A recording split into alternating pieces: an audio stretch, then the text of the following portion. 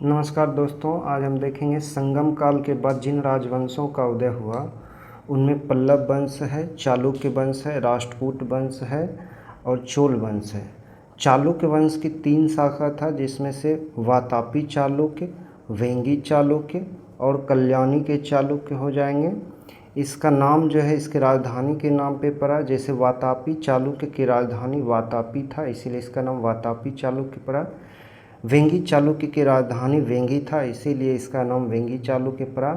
और कल्याणी चालुक्य की राजधानी कल्याणी था, इसीलिए इसका नाम कल्याणी चालुक्य पड़ा। इन सभी राजवंशों में सबसे पहले पल्लव वंश को देखेंगे।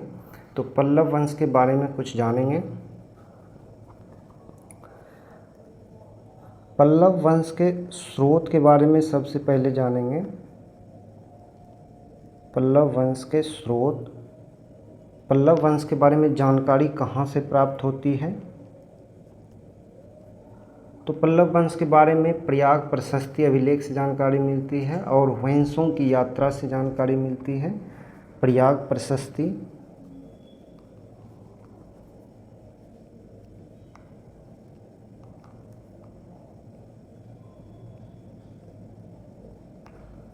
इसके लेखक हरिसेन थे। पूछा जाता है प्रयाग प्रशस्ति के लेखक कौन था, तो हरिसेन। पल्लव वंश के शासकों के समय चीनी यात्री वंशों यात्रा करते हैं। वंशों, इसके यात्रा से भी पल्लव वंश के बारे में जानकारी प्राप्त होती है। उसके बाद देखेंगे इसके क्षेत्र विस्तार और राजधानी और इसके संस्थापक को देखेंगे। तो सबसे पहले इसके क्षेत्र विस्तार की अगर बात करेंगे, क्षेत्र विस्तार, पल्लवों के क्षेत्र विस्तार, तो पल्लवों का क्षेत्र विस्तार कृष्णा और कावेरी नदियों के बीच में था। ऊपर में कृष्णा नदी हो जाएगा, नीचे कावेरी नदी हो जाएगा। कृष्णा और कावेरी नदी के बीच में पल्लवों का विस्तार था, 2 नदियों के बीच। कृष्णा कावेरी नदियों के बीच पल्लव वंश का विस्तार था। इसके राजधानी की अगर बात करेंगे,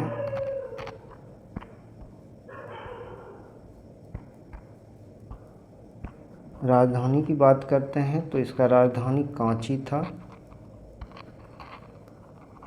संस्थापक की अगर बात करेंगे, पल्लवों के संस्थापक कौन था, तो पल्लव वंश के संस्थापक सिंह विष्णु को माना जाता है। पल्लव वंश के संस्थापक सिंह विष्णु को माना जाता है। उसके बाद देखेंगे सिंह विष्णु के बारे में देखेंगे।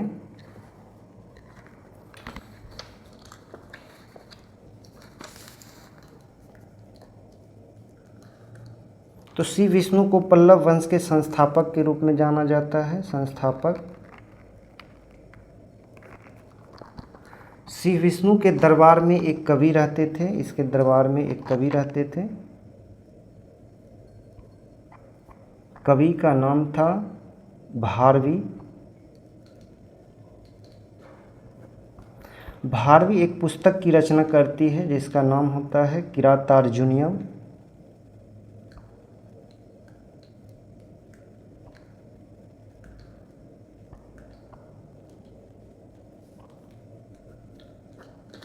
क्वेश्चन पूछा जाता है कि किरातार्जुनीयम के लेखक कौन थे, भारवी।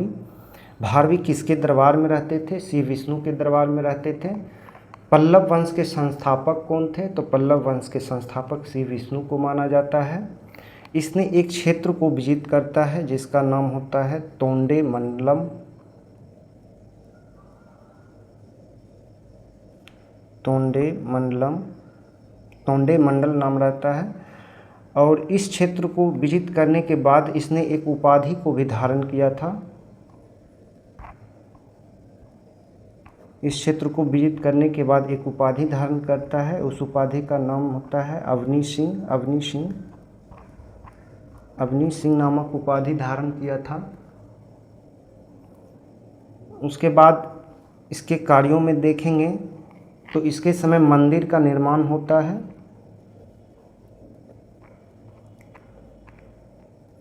मंदिर निर्माण की बात करेंगे तो सिंह विष्णु के समय एक मंदिर का निर्माण होता है मामल्लपुरम में।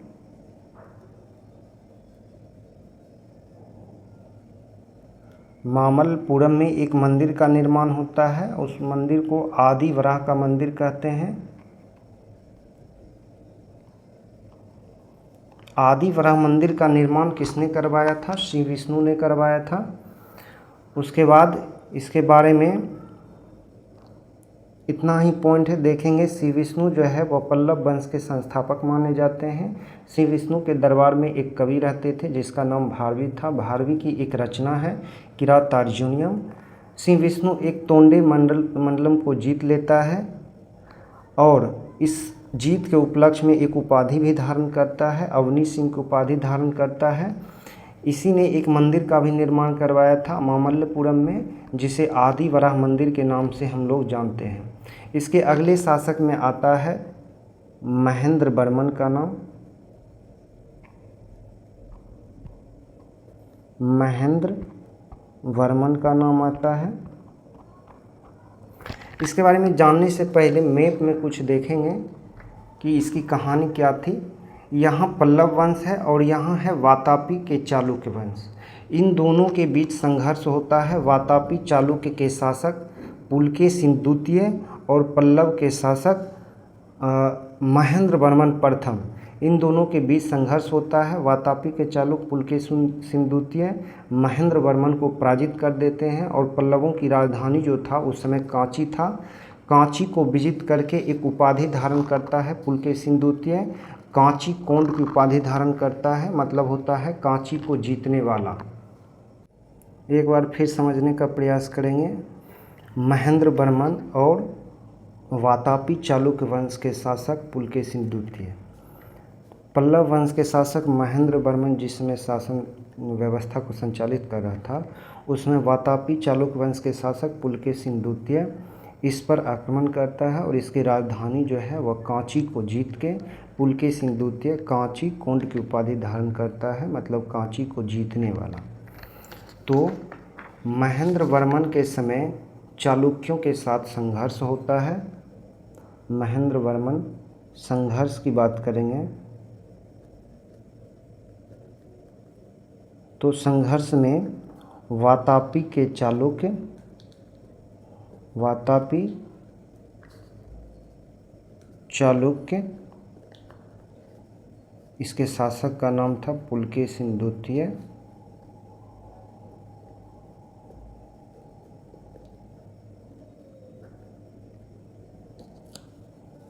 और पल्लव वंश के शासक महेंद्र वर्मन।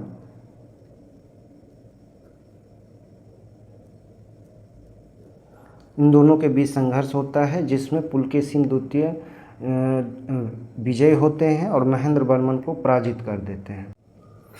देखेंगे महेंद्र वर्मन कुछ उपाधि का धारण करता है।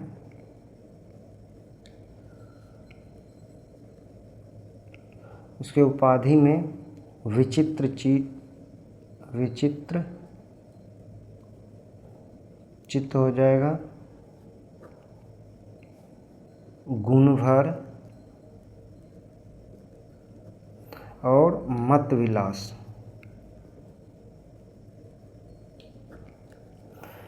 इसमें एक ग्रंथ की भी रचना करते हैं, ग्रंथ की रचना मत विलास प्रहसन।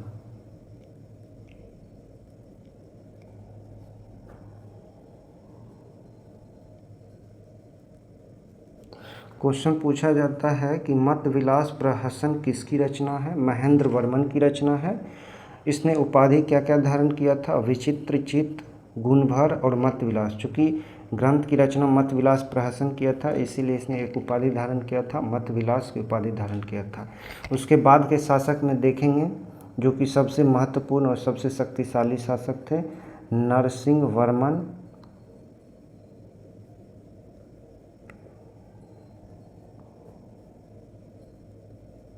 नरसिंह वर्मन प्रथम। यह पल्लव वंश के सबसे शक्तिशाली शासक थे, सबसे शक्तिशाली शासक थे।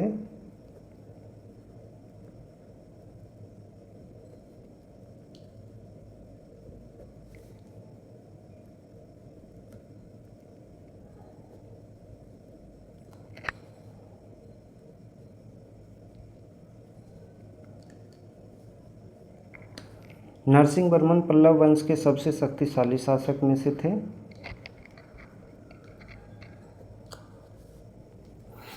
बात करेंगे इसके पिता जो है महेंद्र वर्मन। महेंद्र वर्मन को पुलकेशिन द्वितीय ने पराजित कर दिया था। उसके बाद पल्लव वंश के शासक नरसिंह वर्मन प्रथम बनते हैं। तो नरसिंह वर्मन के समय भी पुलकेशिन द्वितीय जो है पल्लव वंश पे आक्रमण करता है, लेकिन इस बार नरसिंह वर्मन वातापी के चालुक्य, यहाँ नरसिंह वर्मन जब शासक बनते हैं तो नरसिंह वर्मन वातापी के चालुक्य पुलकेशिन द्वितीय इसके समय भी आक्रमण करता है, लेकिन नरसिंह वर्मन प्रथम जो है पुलकेशिन द्वितीय को पराजित कर देता है और इसकी राजधानी जो है वातापी उसको विजित कर लेता है। वातापी विजित करने के उपलक्ष्य में नरसिंह वर्मन प्रथम वातापी कोंड की उपाधि धारण करते हैं। तो ये नरसिंह वर्मन प्रथम पुलकेशिन द्वितीय को पराजित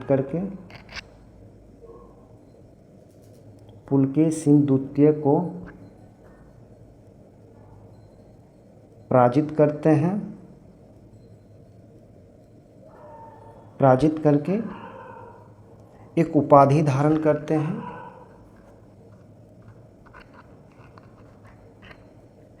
वातापी कोंड की उपाधि धारण करते हैं।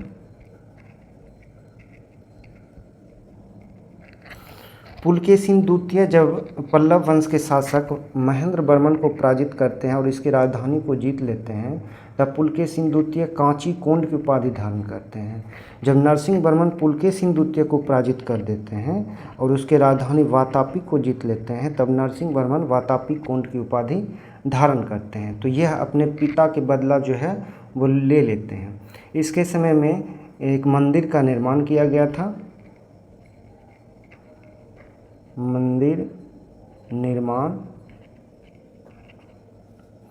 इसने महाबलीपुरम में रथ मंदिर का निर्माण करवाया था। इसने महाबलीपुरम रथ मंदिर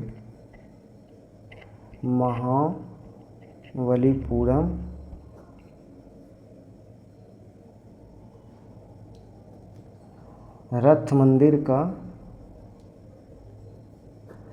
निर्माण करवाया था।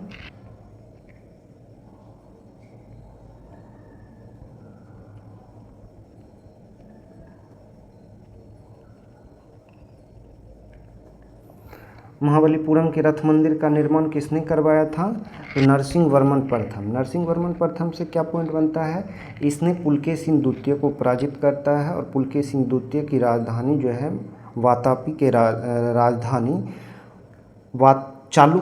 वातापी के चालुक्य की राजधानी वातापी को जीत लेता है और वातापी कोंड की उपाधि धारण करता है नरसिंह वर्मन प्रथम। इसके समय एक मंदिर का निर्माण होता है, महाबलीपुरम रथ मंदिर का निर्माण होता है। नरसिंह वर्मन प्रथम के समय एक चीनी यात्री वेनसोंग जो है वह भारत यात्रा मतलब पल्लव वंश के राजधानी कांची की यात्रा करते हैं। वेनसोंग कांची की यात्रा करते हैं। कांची पल्लव की राजधानी रहती है। वेनसोंग कांची की यात्रा करते हैं। यहाँ से भी जानकारी पल्लव वंश के बारे में प्राप्त होता है। इसके महत्वपूर्ण शासक में जिसका नाम आता है नरसिंह वर्मन द्वितीय।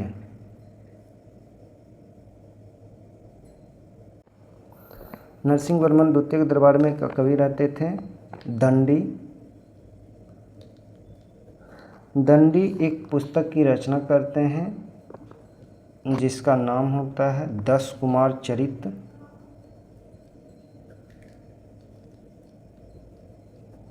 क्वेश्चन पूछा जाता है कि 10 कुमार चरित के लेखक कौन थे? तो दंडी किसके दरबार में रहते थे? नरसिंह वर्मन द्वितीय के दरबार में रहते थे। इसके समय भी एक मंदिर का निर्माण होता है। मंदिर निर्माण नरसिंह वर्मन द्वितीय के समय एक मंदिर का निर्माण होता है। इसने कांची के कैलाश मंदिर का निर्माण करवाया था। कांची के कैलाश मंदिर का निर्माण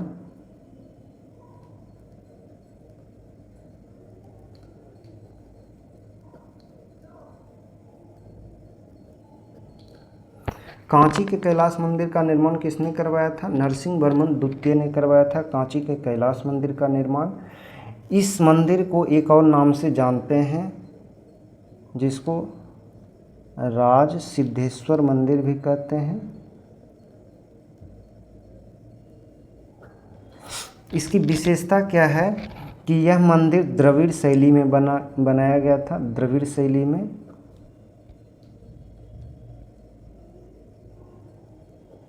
इसी मंदिर से द्रविड़ शैली का विकास होता है, द्रविड़ शैली की शुरुआत होता है।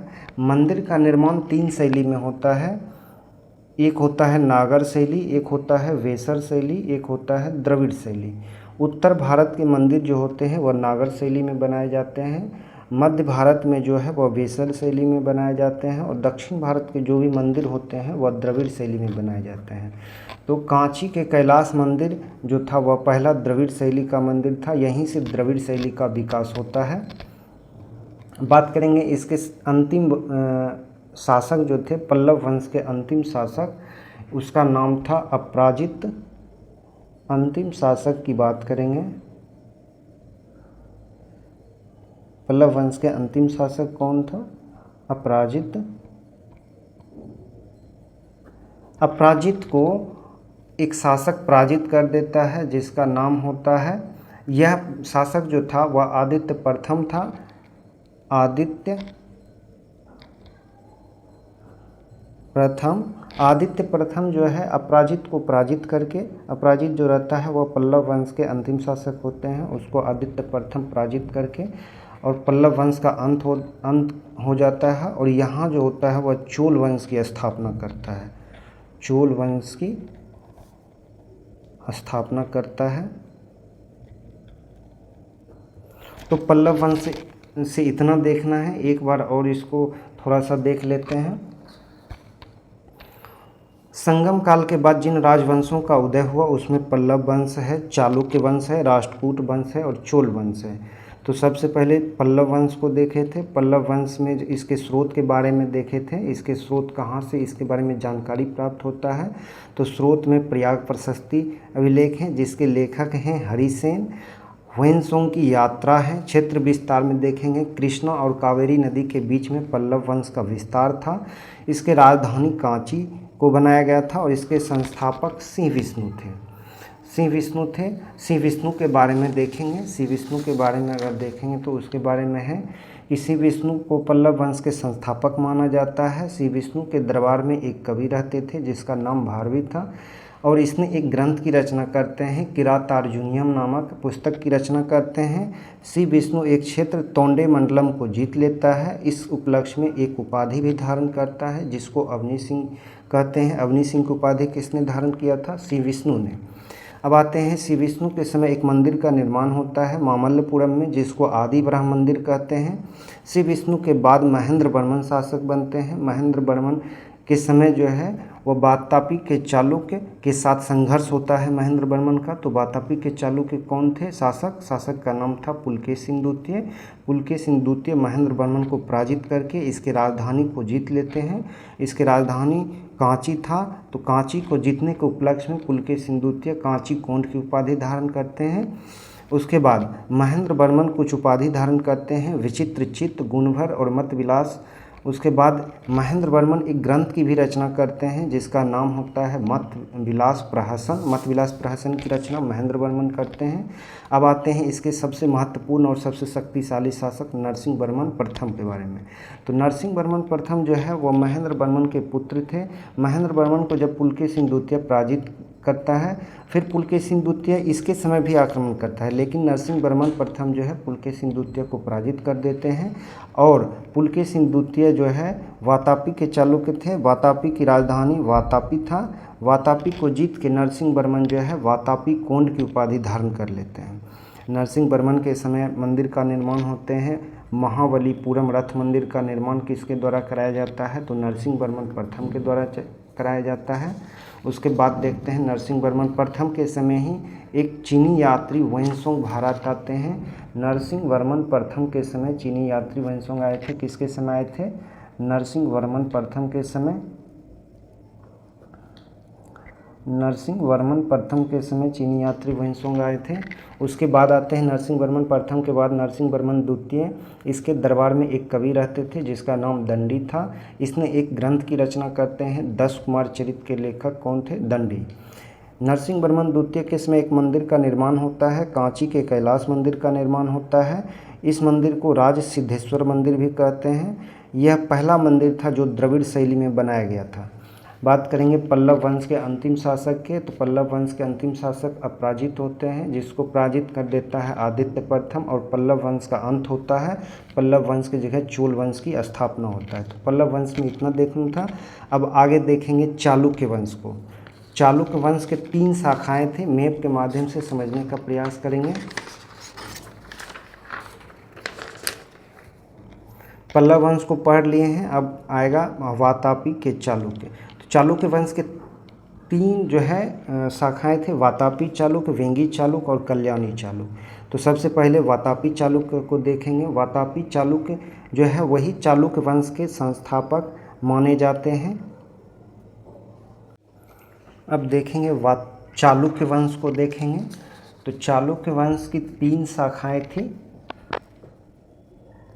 देखेंगे चालुक्य वंश को।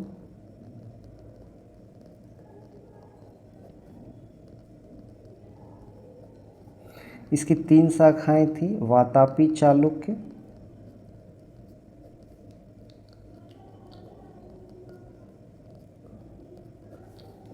वेंगी चालुक्य,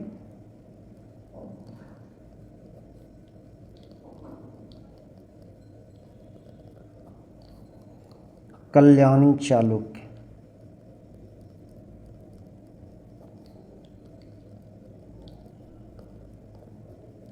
वातापी चालुक्य को एक और नाम से जानते हैं, वादामी चालुक्य।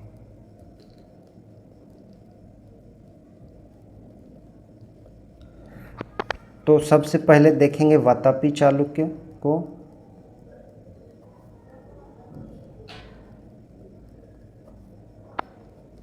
इसके भौगोलिक स्थिति को देखते हैं। तो देखिए यहाँ वातापी चालुक्य का भौगोलिक स्थिति यहाँ है, वेंगी चालुक्य का भौगोलिक स्थिति यहाँ है, और कल्याणी चालुक्य, ये सब सतपुड़ा पर्वत के दक्षिणी क्षेत्र में स्थित था। चालुक्य वंश का विस्तार था। उसके बाद आगे बात करेंगे वातापी चालुक्य के बारे में जानेंगे। तो इस वंश के संस्थापक की अगर बात करते हैं, संस्थापक, तो इसके संस्थापक जय सिंह को माना जाता है।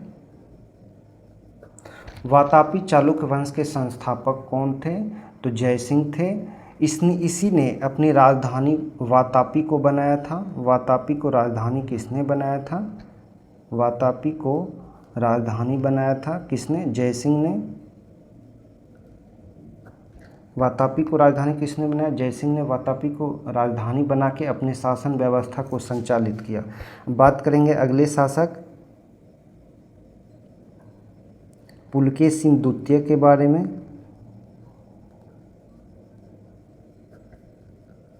पुलकेशिन द्वितीय के यह वातापी चालुक्य वंश के सबसे प्रतापी शासक थे, सबसे महान शासक थे।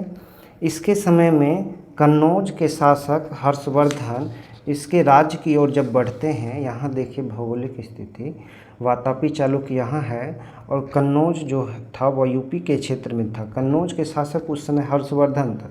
तो हर्षवर्धन इसके राज्य की तरफ जब बढ़ते हैं तो इन दोनों के बीच संघर्ष होता है। पुलकेशिन द्वितीय और हर्षवर्धन के बीच संघर्ष होता है, जिसमें पुलकेशिन द्वितीय हर्षवर्धन को पराजित कर देते हैं। यह हर्षवर्धन को पराजित कर देते हैं।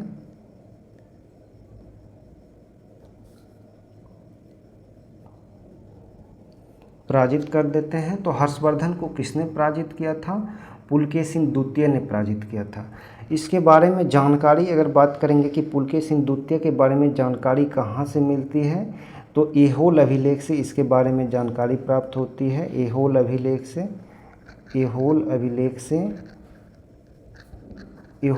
से पुलकेशिन द्वितीय के बारे में जानकारी प्राप्त होती है। ऐहोल अभिलेख के लेखक कौन थे? तो रवि कीर्ति को एहोल अभिलेख के लेखक माना जाता है। यही रवि कीर्ति ने ही एहोल अभिलेख की रचना किया था। बात करेंगे पुलकेशिन द्वितीय के बारे में, तो इसके बारे में अभी हम पढ़े हैं। जब पल्लव शासक महेंद्र वर्मन था तो महेंद्र वर्मन को पराजित करके एक उपाधि धारण करता है। महेंद्र वर्मन को पराजित करके एक उपाधि धारण करता है, कांची कोंड की उपाधि।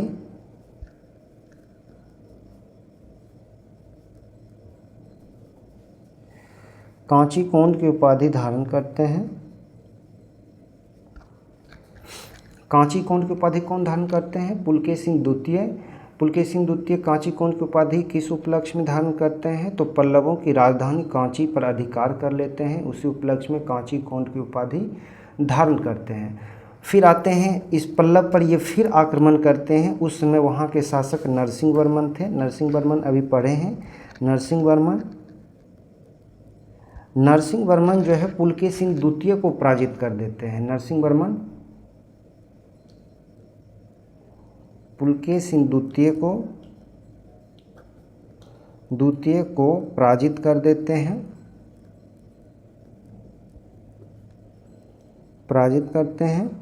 और पुलकेशिन द्वितीय की हत्या भी कर देते हैं। और इसके राजधानी वातापी को जीत के नरसिंह वर्मन वातापी कोंड की उपाधि धारण करते हैं। अभी पल्लव वंश में इसके बारे में पढ़े हैं। आगे देखेंगे, पुलकेशिन द्वितीय जब हर्षवर्धन को पराजित करते हैं तो हर्षवर्धन को पराजित करने के उपलक्ष्य में एक उपाधि को धारण करते हैं, परमेश्वर।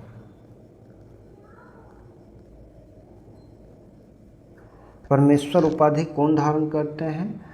तो पुलकेशिन द्वितीय जो है वह परमेश्वर की उपाधि धारण करते हैं। किसको हराने के उपलक्ष्य में? हर्षवर्धन को पराजित करने के उपलक्ष्य में परमेश्वर की उपाधि धारण करते हैं।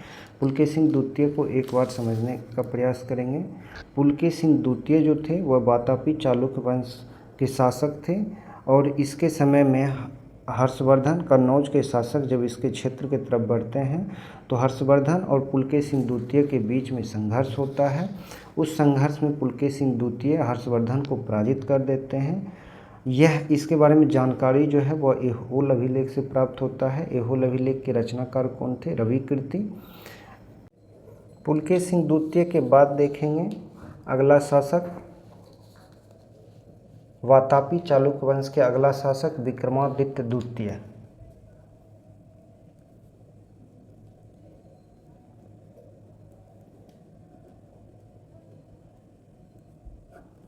विक्रमादित्य द्वितीय के बारे में देखेंगे। तो विक्रमादित्य द्वितीय से कुछ पॉइंट बनते हैं। तो विक्रमादित्य द्वितीय के दो पत्नी रहती है। एक का नाम लोक महादेवी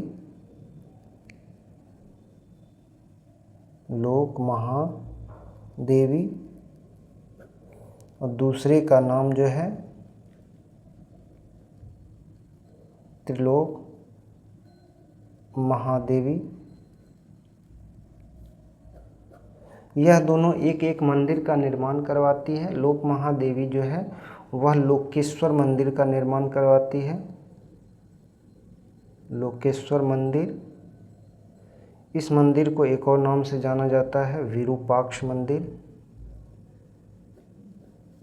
त्रिलोक महादेवी भी एक मंदिर का निर्माण करवाती है, त्रिलोकेश्वर मंदिर।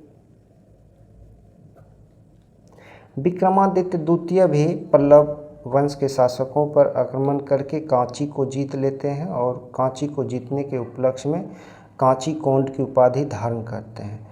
तो कांची कोंड की उपाधि धारण करने वाले दो शासक हो जाएंगे। एक हो जाएंगे पुलकेशिन द्वितीय, दूसरा हो जाएंगे विक्रमादित्य द्वितीय। बात करेंगे वातापी चालुक्य वंश के अंतिम शासक कौन थे? अंतिम शासक कौन थे? तो अंतिम शासक का नाम आता है कृतिवर्मन।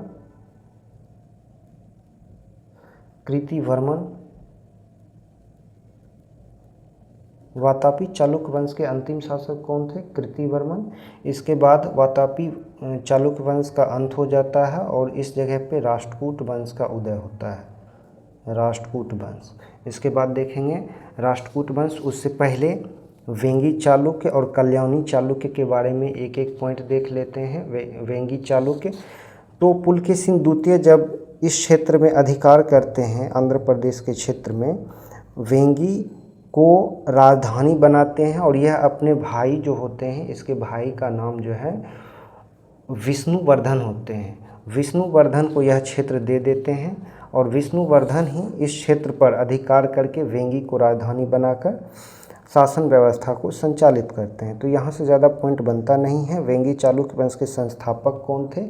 विष्णुवर्धन माना जाता है विष्णुवर्धन को, और यह अपनी राजधानी वेंगी को बनाया था। कल्याणी चालुक्य से भी ज़्यादा पॉइंट नहीं बनता है। कल्याणी के चालुक्य जो है वह तैलप द्वितीय जो है राष्ट्रकूट वंश के अंतिम शासक को पराजित करके कल्याणी चालुक्य वंश की स्थापना करते हैं। चालुक्य वंश से इतना है। अब आगे देखें वातापी चालुक्य के बाद अब देखेंगे वेंगी चालुक्य और कल्याणी चालुक्य को। यहाँ से ज़्यादा पॉइंट नहीं बनता है। देखेंगे वेंगी के चालुक्य को,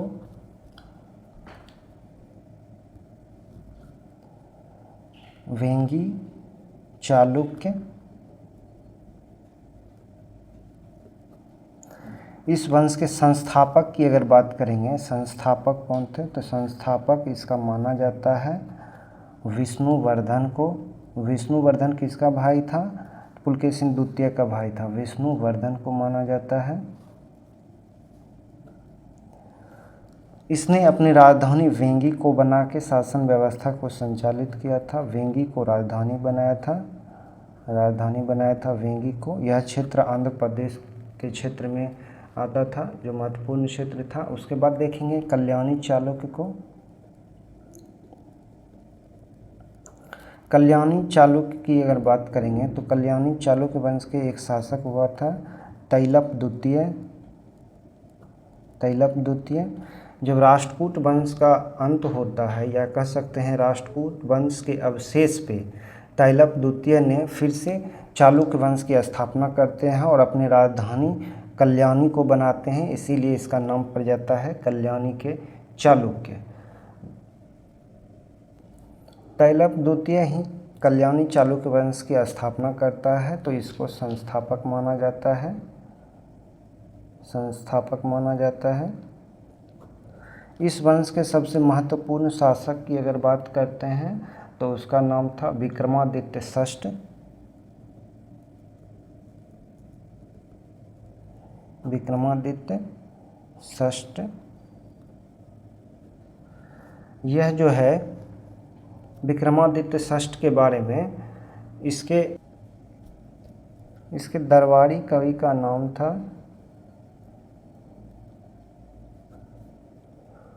विल्हन। इसने एक ग्रंथ की रचना किया था विक्रमांक देवचरित। विक्रमांक देवचरित की रचना करता है। तो क्वेश्चन पूछता है कि विक्रमांक देवचरित की रचना किसने किया था? विल्हन ने किया था। विल्हन किसके दरबार में रहते थे? विक्रमादित्य षष्ठ के दरबार में रहते थे। इसके समय एक और कवि, प्रसिद्ध कवि थे, जिसका नाम था विज्ञानेश्वर। विज्ञानेश्वर, इसने भी एक पुस्तक की रचना करता है मिताक्षरा।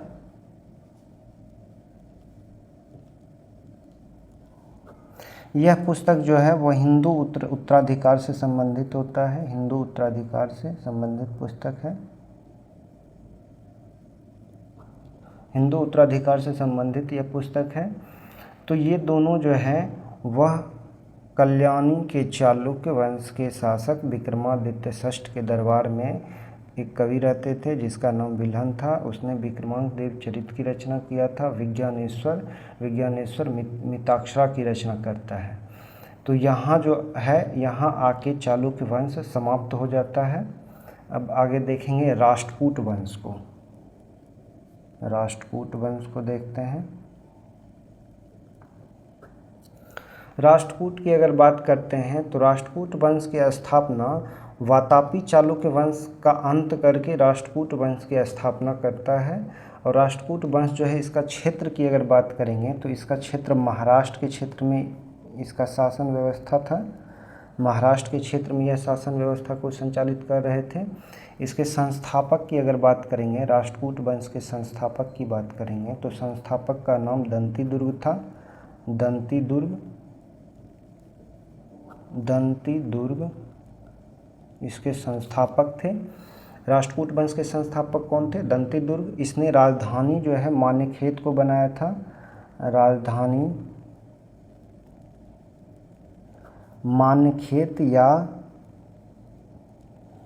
मानेखेत या मालखंड भी इसको कहते हैं।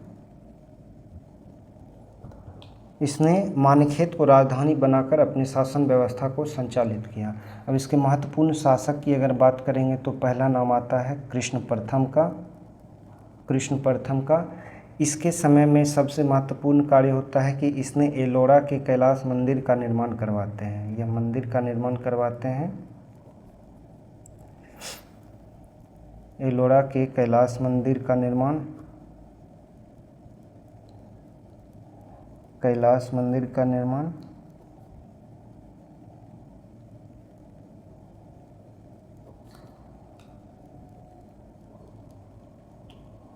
पहले तो ये पूछा जाता है कि एलोरा के कैलाश मंदिर का निर्माण किसने करवाया था? कृष्ण प्रथम। वंश भी पूछा जाता है कि एलोरा के कैलाश मंदिर का निर्माण किस वंश के शासक ने करवाया था? तो राष्ट्रकूट वंश के शासक ने करवाया था। यह मंदिर जो है वह एकाश्म मंदिर था। एकाश्म मंदिर का मतलब होता है एक ही चट्टान को काट कर बनाया गया था। अब इसके बाद शासक का नाम आता है ध्रुव का नाम आता है।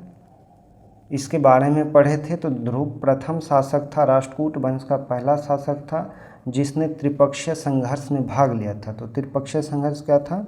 राष्ट्रकूट वंश, प्रतिहार वंश और पाल वंश के शासकों आपस में एक क्षेत्र को लेकर, कन्नौज एक क्षेत्र था, उसको लेकर आपस में सभी लड़ रहे थे, उसी को त्रिपक्षीय संघर्ष बोलते हैं। तो राष्ट्रकूट वंश के जो पहला शासक त्रिपक्षीय संघर्ष में भाग लिया था उसका नाम ध्रुव था। त्रिपक्षीय संघर्ष में भाग लेने वाले प्रथम शासक थे। संघर्ष में भाग लेने वाले प्रथम राष्ट्रकूट शासक थे।